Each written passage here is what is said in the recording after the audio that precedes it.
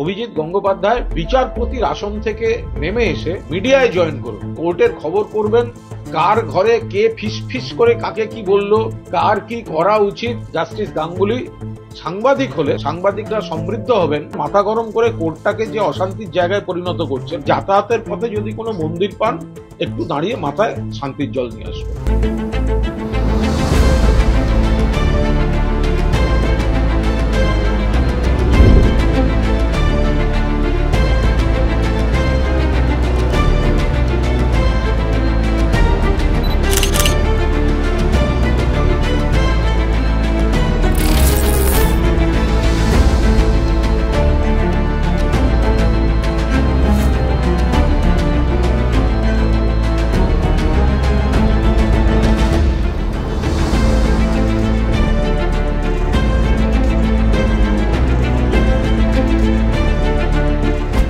Justice Sinha যদি মনে করে থাকেন যে অন্য কোনো জাস্টিস তাকে কোনো যেগুলি বলেছেন সেগুলি ঠিক নয়, তাহলে জাস্টিস সিনহা প্রতিবাদ করবেন।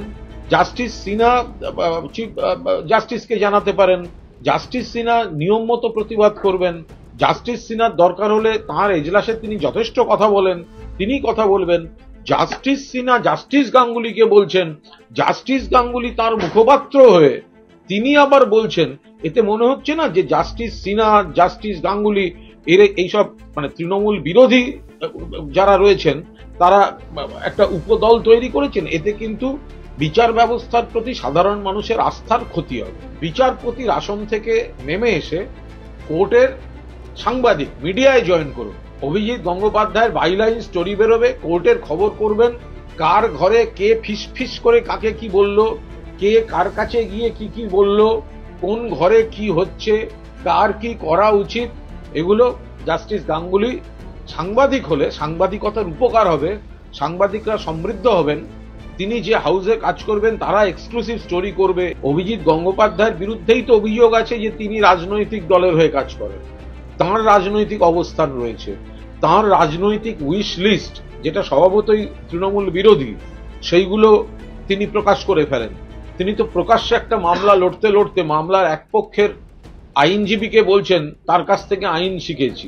এই যে চূড়ান্ত পক্ষপাতদুষ্ট আচরণগুলো, এটা তো অভিজিৎ গঙ্গোপাধ্যায় নিজে করে চলেছেন। জাস্টিস গাঙ্গুলি যে পরিস্থিতিটা তৈরি করছেন সেটা আদালতের পক্ষে স্বাস্থ্যকর নয়। নিরপেক্ষ বিচার ব্যবস্থার প্রতি মানুষের যে আস্থা আছে সেটা স্বাস্থ্যকর নয়। আমি এমন অর্ডার দেব, আমি ভুলভাল অর্ডার দেব, সেগুলো স্টে হয়ে যাবে। আমি পক্ষপাত দুষ্ট উইশলিস্ট নিয়ে অর্ডার দেবো, স্টে হয়ে যাবে।